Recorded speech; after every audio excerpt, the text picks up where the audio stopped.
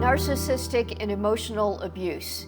That's a heavy topic, but far too many marriages are impacted by this. Far too many people are harmed, their soul destroyed, but it is not hopeless. That is actually a very different paradigm than many people think of when they hear the term narcissism. I'm Dr. Carol, and thank you so much for joining me on this episode. I have a special guest, Dr. David Hawkins, with me on this program. He has been working in this field for over 40 years, so he knows what he's talking about. He is a psychologist, a therapist. He is the director of Marriage Recovery Center and the Emotional Abuse Institute. He now works with quite a significant number of staff to help address this very, very important problem. Well, I am going to just dive right in with Dr. Hawkins, talking about emotional and narcissistic abuse.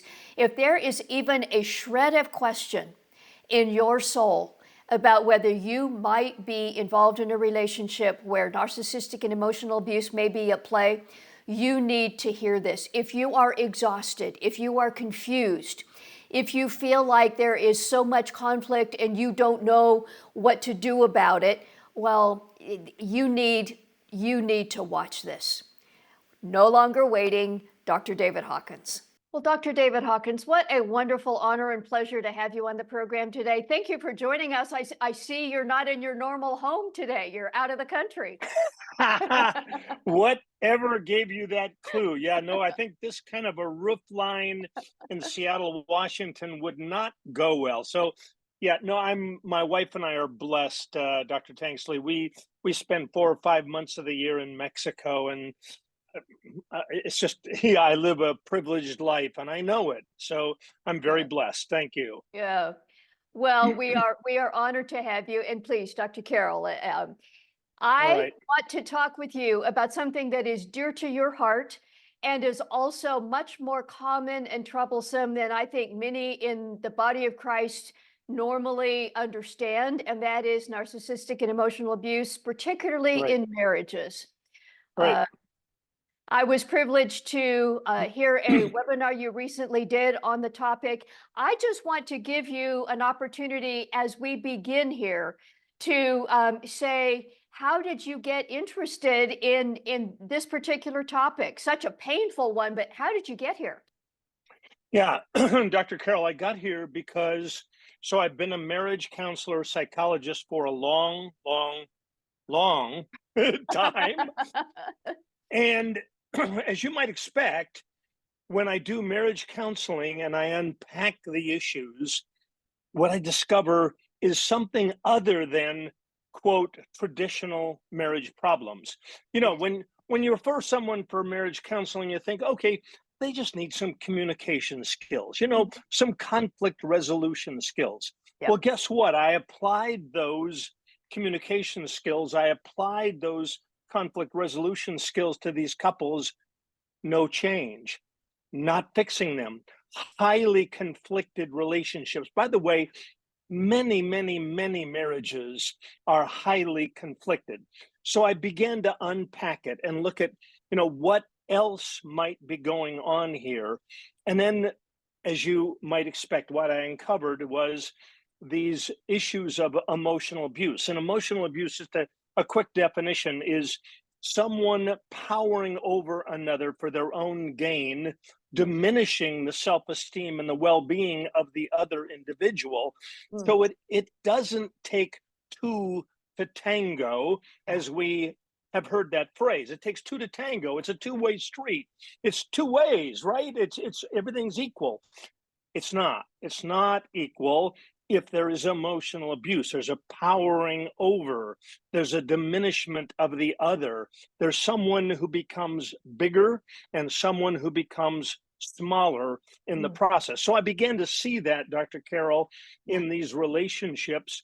And then, frankly, I had to learn by the seat of my pants, so to speak. I had to learn as I was going, because in my graduate level program studies, we didn't study anything called narcissistic or emotional abuse.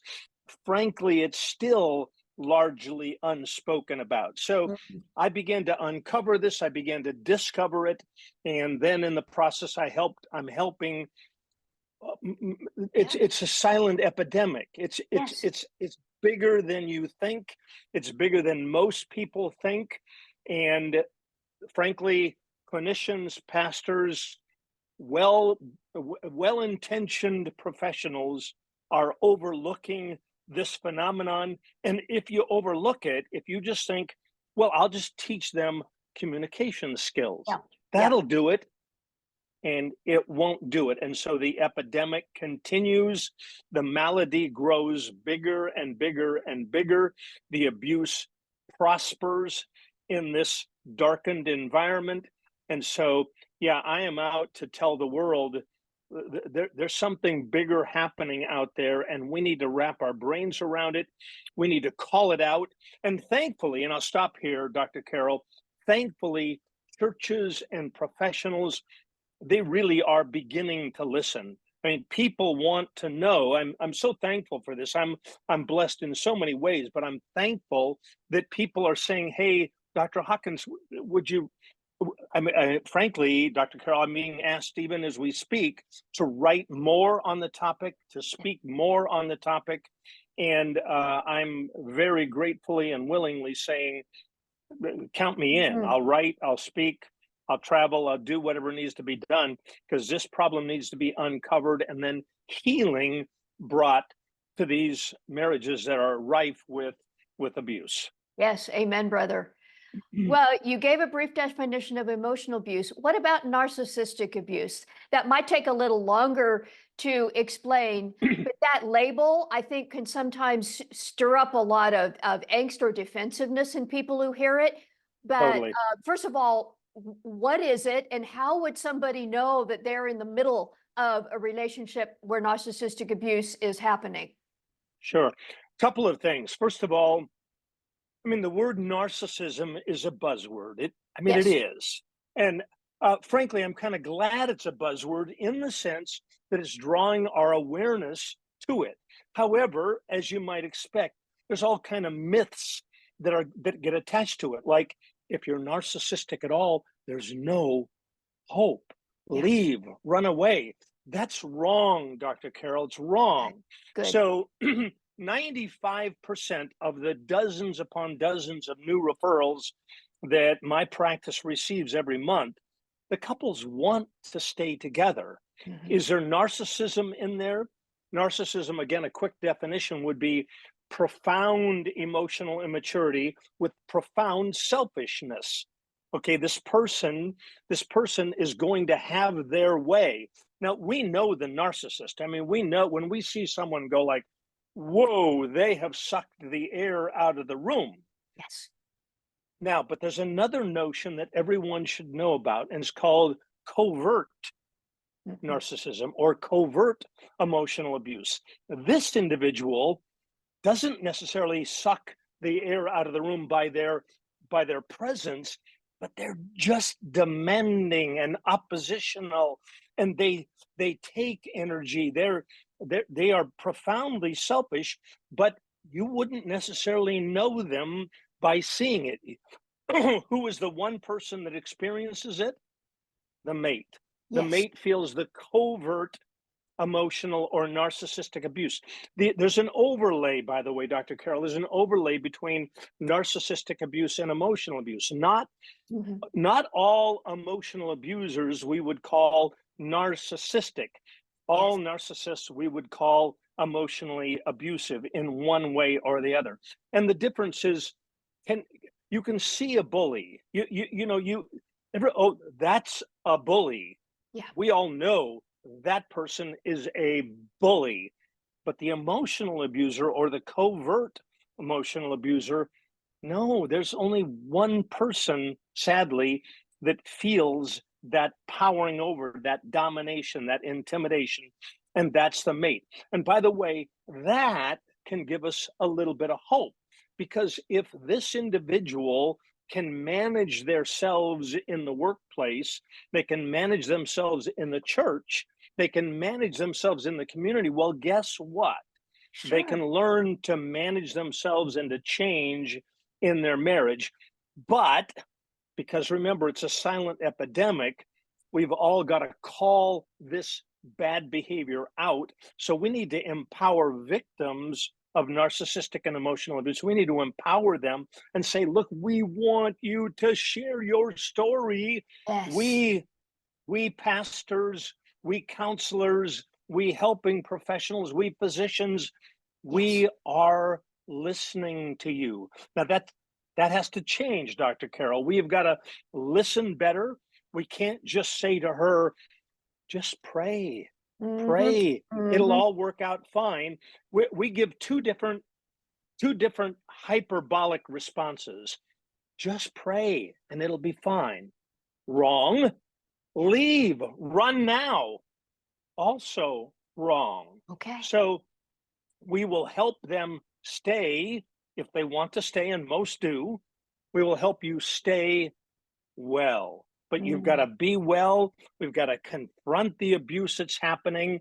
We've got to rid that relationship of that powering over, that domination, that use of sarcasm and passive aggression, all these covert mechanisms that the abuser uses. We've got to get in there. We've got to confront that stuff. And then the relationship has the possibility, doesn't always happen, but it has the possibility of becoming healthy. Mm. I am so grateful that you phrased it how you did, framed it where there can be hope, especially if it's happening in the marriage, but the person is managing their emotions outside. I love that perspective. So that the absence of hope is not the right way to look at that. I know that many people feel like, well, a narcissist can never change, but you pointed out a great perspective that for many of them, it's in this one relationship. So if they can manage other Totally. relationships, they can learn to do this one. Yeah.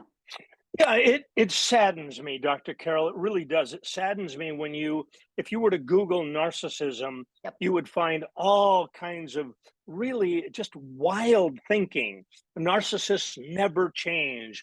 Narcissists will always suck the life out of you. Narcissists will always do this. They will never do that. It's exaggerated. Do I get why it's I do. I really do, because I'm wading in this. Well, I'm not wading. I'm swimming in this water, and I can see why a woman, typically a woman, will become. There's one emotion, Dr. Carol, that I want to make sure you hear, and any viewers of this, I want to make sure they understand this.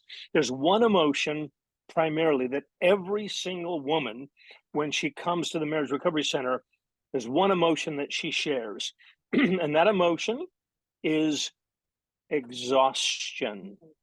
Exhaustion. She is Mm. tired and she's weary and she is desperate for hope. And we can give her that hope with a lot of caveats. Yes. Yes. This isn't blue sky. This isn't Right. a don't worry, everything can be fine. No, it's a long, long, hard road, but with the right kind of intervention. And I would say this to you, Dr. Carol, that the past is the best predictor of the future. You've heard that saying, Yep. unless there has been an intervention. And then Okay. we know that with alcoholism, the alcoholic can become sober. With the Yes. drug addiction, we know the drug addict can become clean.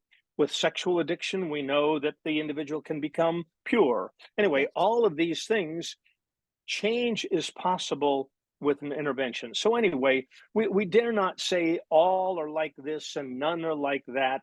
No, these are human beings.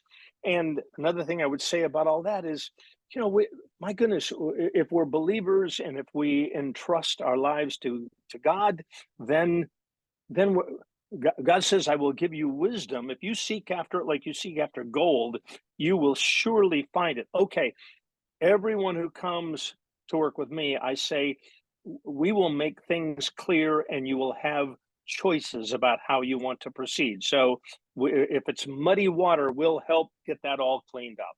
Mm. Beautiful, and you do such good work. I just want to put a parenthesis here. If you're listening or watching, check the links. We've got the link to Marriage Recovery Center that you are director of, Dr. Hawkins. Really great stuff. I want to come back to what you said, exhaustion. I Yep. was talking with a wife yesterday, and that was what she said. That's exactly what she said. I am so exhausted. Yep. Yep. And she said a few other things that I'm sure you have heard often. Oh, maybe I'm just being too sensitive, or if I just, was a better submissive wife, and my pastor said I've just got to forgive and affirm my Oh my. husband. I'm sure you hear that kind of thing all the All the time. time. All the Yes. time. No, in fact, it's called double abuse, Dr. Carol. Double abuse is what occurs when a person comes to me, a physician, a pastor, or whomever, expecting to be helped, Mhm. and then is given uninformed advice, misinformed, bad advice. You just need to pray. Well, Yeah, my goodness, I mean, we wouldn't say that if someone was struggling with cancer. You wouldn't just, I mean, you would say pray, for sure, pray, absolutely. but get the best medical help Yes, you possibly can. All yes. right, so double abuse occurs when someone has already experienced emotional abuse in the relationship, then they seek counsel, and then they're given really uninformed, misinformed, badly informed counsel. And we've all done it. I've done it. So I'm not throwing stones at anybody. So I want to remind you, Dr. Carol, and viewers, that what is health? Health is when my wife, her name's Christy, when she comes to me with a problem, what I should do, don't always do it, but what I should do is hold space, listen to her, take her seriously, listen for why is she coming to you, David, with this concern, Yeah. and very effectively, and I would dare say even efficiently, helping her to resolve her concern. Now, the exact opposite happens in an emotionally abusive relationship. I'm going to use the genders she and he. She comes to him with a concern. It might be even a small concern, it might be a major concern. He says, no, no, no, that didn't, no, no, that didn't, no, it wasn't me. No, you did that. I wasn't there. I don't remember that. Any Yep. number of defenses, rationalization, minimization, blame shifting, Yep. playing the victim. I am the one getting the raw deal here. I can't even believe you're bringing this to any number of things. And what does that do? It creates the confusion that leads to what the woman said to you. It leads her to be utterly exhausted. Yep. Now, and bear in mind, this hasn't happened once. This has happened dozens upon dozens of times until she finally says to herself, I can't bring a concern to him. I can't do it. If Yeah. I do it, I'm going to get shut down, dismissed, defended against, pushed aside, blamed, created more conflict. And so then now, whoa, she has two choices. Does she bring the concern to him, knowing she's just Hmm. gonna get peppered with something really bad, or does she just shut up Yep. and learn? I want to emphasize this. In psychology, we think of adapting, coping, and accommodating as very positive things. Oh, they're really coping well. They're adapting well. They're accommodating well. Well, not so much in an abusive relationship, because if you are coping again and again and again and again and again, if you're adapting to something dysfunctional and abusive again and again and again and again and again, Yep. if you're accommodating something really troubling again and again and again and again and again, I'm going to show you a woman who has been pretzeled out of shape. And in Mm. fact, you will hear victims of emotional abuse say this to you and to me. I don't recognize myself anymore. I don't know. I don't know what has happened. I don't know how I've lost myself. I don't know what I think anymore. I'm not sure what's going on. All I know is I'm utterly exhausted. That's really all I know. I don't even Yeah. know. I don't know what he's doing. I don't know what I'm doing. I don't know. I don't know. I don't know. And so there's utter confusion. And in fact, we know that there's this thing called brain fog, Hmm. where she's become depressed. She has autoimmune disorders, fibromyalgia, chronic fatigue, Lyme's disease, any number of depression, anxiety, sleep disturbance. Yeah. Sleep disturbance. Did I say sleep disturbance? I mean, sleep, I don't have to tell you this. Sleep is where the brain kind of replenishes Yep. itself, right? Yep. And then we wake up refreshed the next day, ready to take on the world. She doesn't wake up refreshed the next day. She's not refreshed. So, anyway, this brain fog, this confusion. And remember what he's doing, he's saying, it wasn't me. I don't remember. I didn't do it. I wasn't there. It's you. It's really you. Yep. You're the problem. You're making a mountain out of a molehill. You are, you need to pray more. You need to, you're not memorizing this anyway. Yeah. Yeah. And so it goes. Oh, um, there's just so much, so much here. Something I also have heard from the woman I just spoke with yesterday and others. Oh, well, I got angry. I slammed the door. I used some profanity. So it must be my fault. He's doing this, but it makes me so mad, and I just responded. So if I just prayed more, then I wouldn't get angry, and everything would be okay. She is like I call it like a can of Coca-Cola, shaken up and shaken up and shaken up and shaken up. And at some point, Yep. she does explode. Yep. And boy, you can imagine what then happens. Hmm. So then he capitalizes on that. He says, look at you, look, what? You call me abusive? Look at what you're doing. And she goes, man, I did use four-letter words. I spoke like a drunken sailor, Hmm. and I don't even know, like, I don't swear, but I used every single word I could ever think of. Yeah. So it's called reactive abuse, by the way. And reactive abuse is understandable.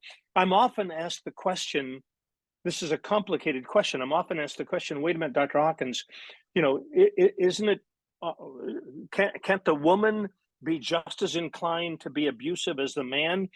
And the answer is no, not really. No, in my experience, my many years of counseling, no. Predominantly, the man is typically the emotional abuser. She is, remember this, these are stereotypes, but they're true stereotypes. She's read countless books. Yes. Every woman, every woman coming to me, every woman, Dr. Carol, has read countless books. She's got a library at home. Yep. She's watched all the videos. She Hmm. is pushed for counseling. She is desperate to save the marriage. Yep. He, not so much. Mhm. I can't get men to read a book cover to cover. I'll tell you a really quick, funny story. I was I sat with an editorial board some years back, and I said to them, "Thank you so much for having me and for listening to my ideas. I want to write a book for men." I shouldn't True laugh. story. I'm True sorry. story. I shouldn't laugh. Story. True story. Silence in the room. Did you hear me? I want to write a book to help men grow. And they went, what? I want to write a book to help men become healthy. David, men don't buy books, and if they buy them, they don't read them. So no.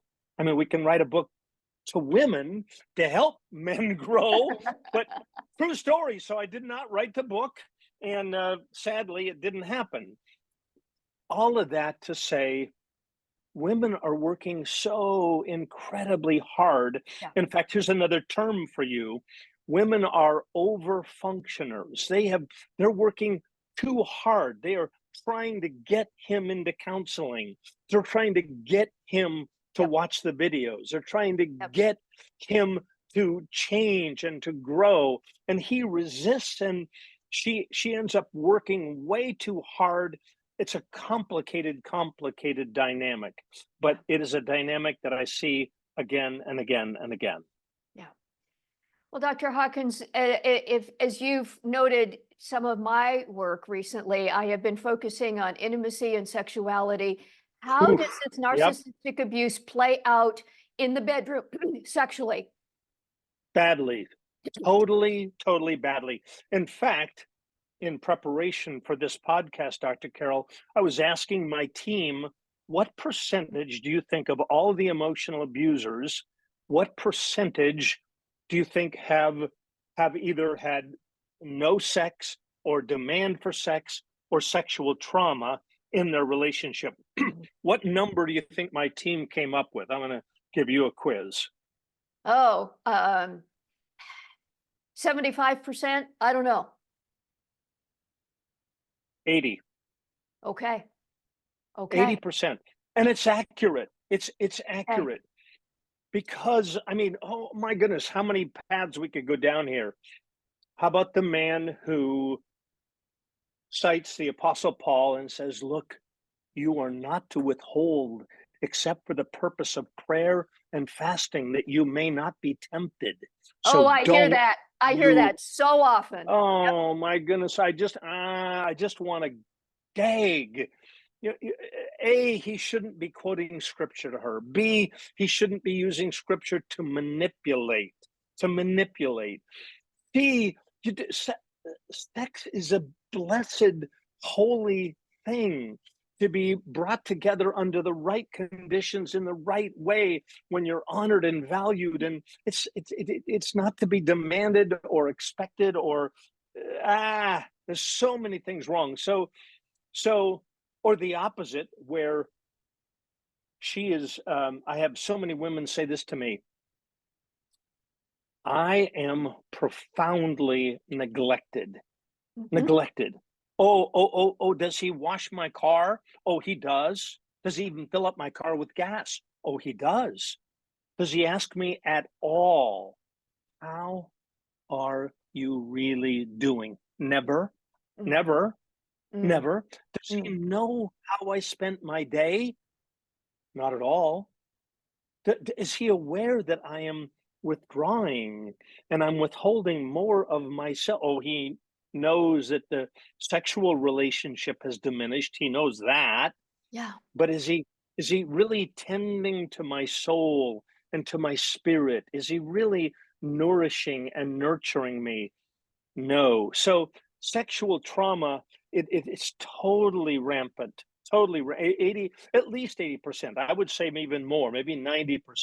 And it shouldn't surprise us when there's emotional abuse, when there's powering over, when this narcissistic and emotionally abusive man, by the way, another synonym for all of this is profound emotional immaturity.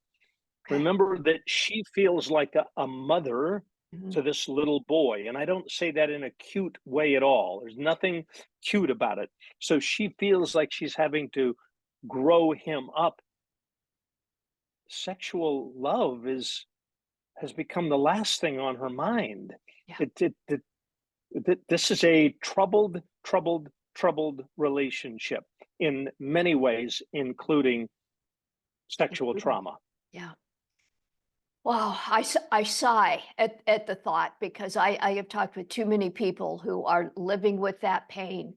But just to step back a half step, Dr. Hawkins, Mhm. is narcissistic abuse overplayed? You've talked about it as an epidemic. Oh, I don't like the way I'm being treated, so I'm being abused. Would you speak to that? It is actually not being overplayed, Dr. Carroll. It's not. Because in fact, I believe and some would be critical of my thought here, I believe it's actually being underplayed. I think, of Good. course, we're throwing out the word narcissism all over the place, but go to any church, go anywhere, and ask the question: do you all know about emotional abuse? Are you informed? Yeah. The answer will be no. Right. No, they're not informed. So so I think it's being underplayed. I'll tell you, I run the danger, Dr. Carroll, of everywhere, seeing what you are looking for. I can be criticized for that, and it may be true. I don't think it's true. When Yeah. I look and when I peel off the layers of any conflicted relationship, I know sounds hyperbolic. When I peel off the layers, I typically find emotional abuse in one form or another, or it might be emotional neglect. It Hmm. might be this man may be passive aggressive. He may be withdrawing and pouting. It maybe has a simmering anger. Yep. It may be any number of things that we might look at and go, well, come on, Dr. Hawkins, a simmering anger is not emotional abuse. Well, wait a minute. Is that really true? If someone has a pattern, if a man, I'd love for your answer to be on this, Carol, Dr. Carol. If a man has simmering anger day in, day out, month in, month out, year in, year out, decade in, decade out, if she feels unsafe to approach him because of his simmering anger. That's all there is there. He doesn't slam doors. He doesn't call names, never. If it's just simmering anger and she is afraid of him, would we call that emotional abuse? Well, it certainly is not safe. And I'm thinking of another wife right now who that has been her frequent description of her anger, of her husband, this low grade, constant simmering anger. I've seen the results in women who have Yeah. experienced that day after day, year after year. I've seen what it does to them, and it is destructive. I like to ask women when they tell me of a situation. I want to ask this question. I'd love for everyone to hear this and to grab a hold of it. Is what you've just described an instance or is it a pattern? It's a Good, big difference.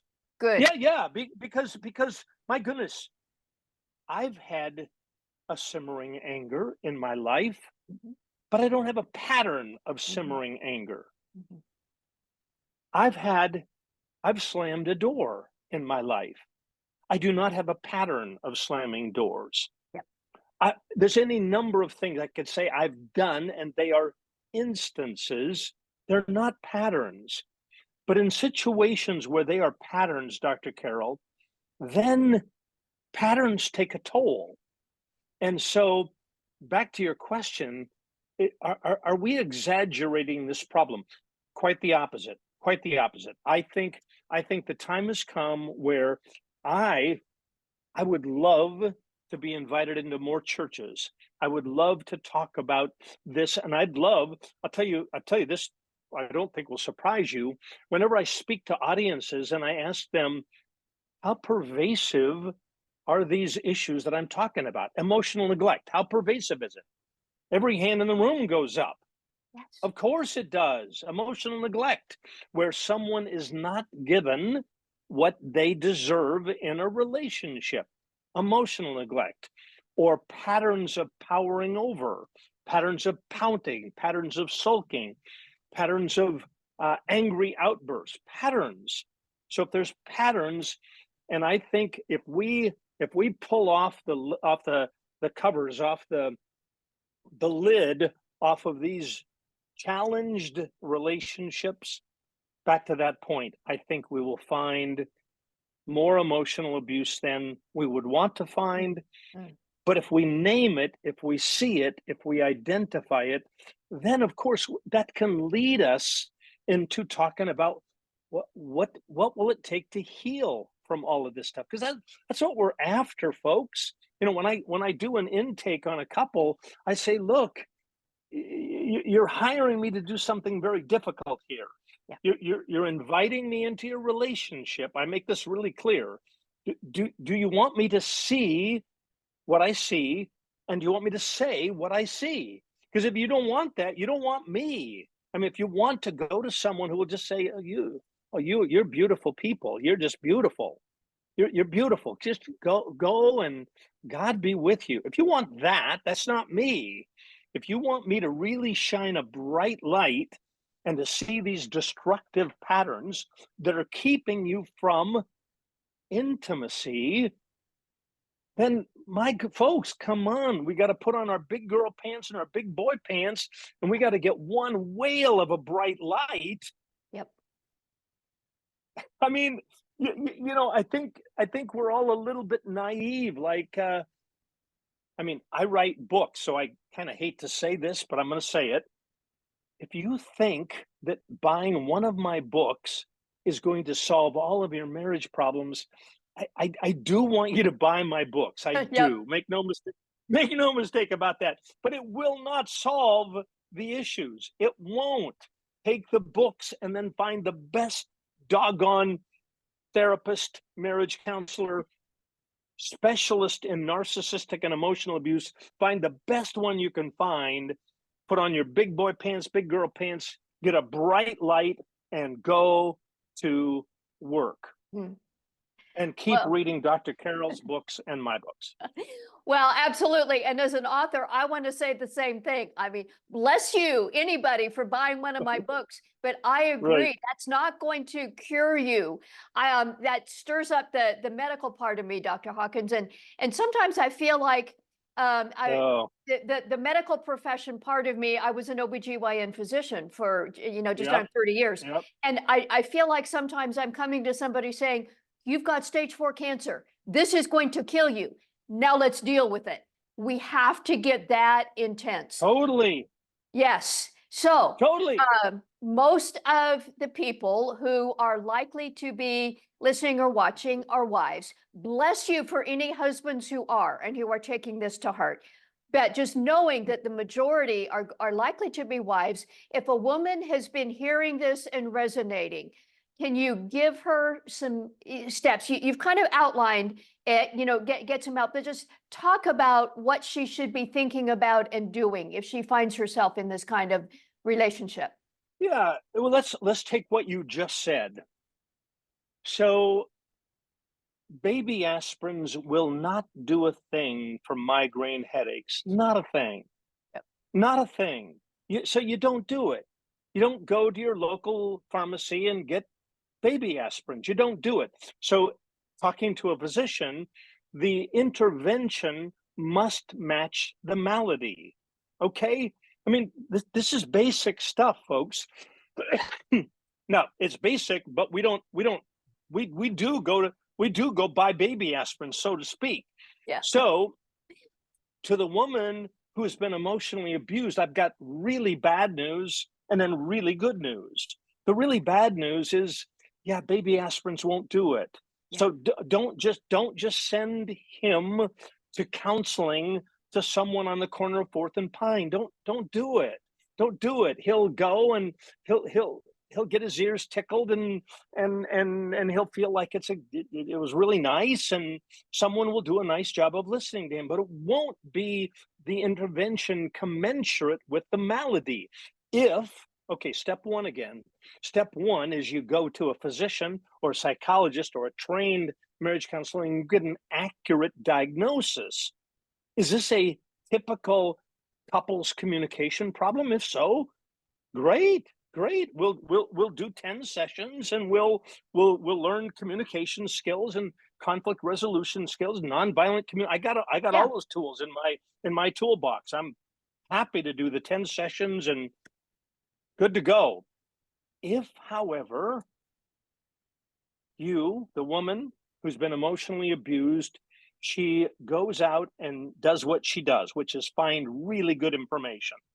And she discovers that, oh my goodness, nope, I think I'm talking about narcissistic and emotional abuse. I think I'm talking about long-term patterns. Yep. I think this is not an instance. This is a pattern. This is severe character. Well, in the lingo that we use, Dr. Carol, severe character pathology. Hmm. Okay, what does that mean? Character pathology. That means it's wired into the fabric of our character.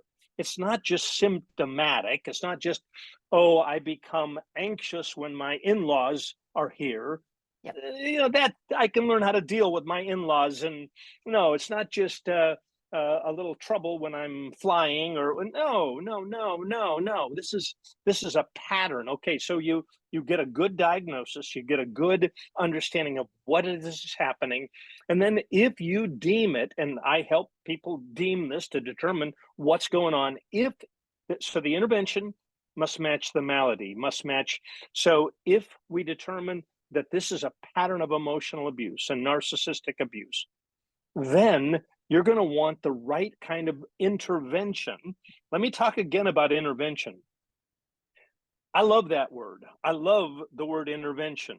Now, a lot of people go like, oh, are you, Dr. Hawkins, are you encouraging her to threaten me? I don't like threats. And Yep. I say, absolutely. Absolutely. I love the word threat. I mean, threat is only a Wow. threat if you're threatened.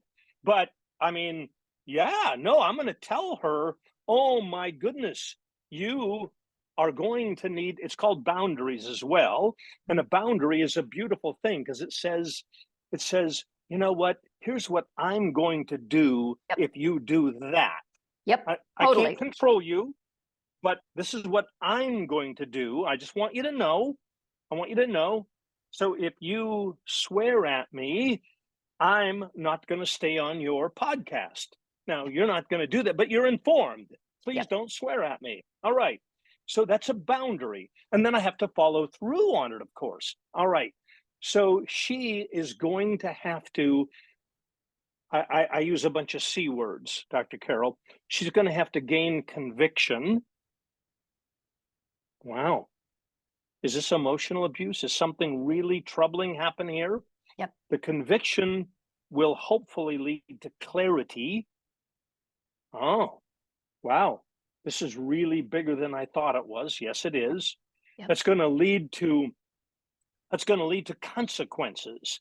Okay. So I'm going to have to say to him, you must participate. This is a suggestion that I give to nearly every woman that comes to me. And most women that are coming to my attention are saying, I've been at this for 25 years. I am exhausted. I am tired. I am sick and tired. Yes.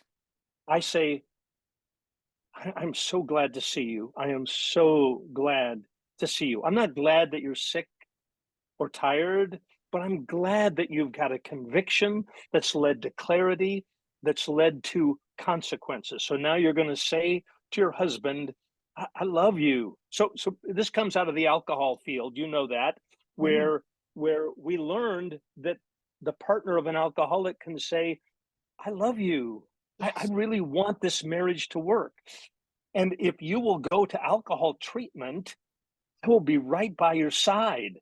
And if you won't, I've already looked up an apartment. I'm going to pull apart Yep. from you. And I don't want to pull apart from you. Please know that. But I can't live with your alcoholism. Yep. I can't live with your drug addiction.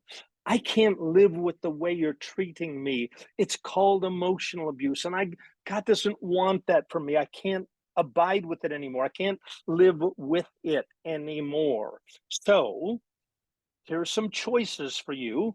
Do whatever you want to do. And by the way, I need to counsel her to expect resistance. Yep. He's he's not gonna look at her and go, no worries. Yeah, I'd love to go into a year's worth of treatment with Dr. Hawkins and his team. Sure. Sounds like a really good time. Not. Yep. No, like the alcoholic, drug addict, sexual addict, emotional abuser. And by the way, men in my program, I don't tell them to use this language, but they determine themselves to say, I'm in recovery. I get it. I get it. These patterns of overpowering, dominating, intimidating, pouting, withdrawing. I get it. They're part of, ugh. I've been swimming in this pond for a long time and it's pretty stagnant. Anyway, so she's going to need, and I have questions about this, Dr. Carol. I don't know. I don't, when I say to her, you're going to have to do an intervention. Yeah. I do? Oh, yeah. I mean, we all have to do that in little ways and in moderate ways and in big ways. We've all had to learn. If as we grow up, we got to learn. I God says it to me. You got to take care of yourself. Yeah. You've got the temple of the Holy Spirit, and this is big stuff. This is important. So yes, she needs to take care of herself, and she needs to bring about. She needs to give him the opportunity to change, and then she needs to, a boundary. A boundary without consequences is not a boundary. Yep. It's a hope or a wish or pleading.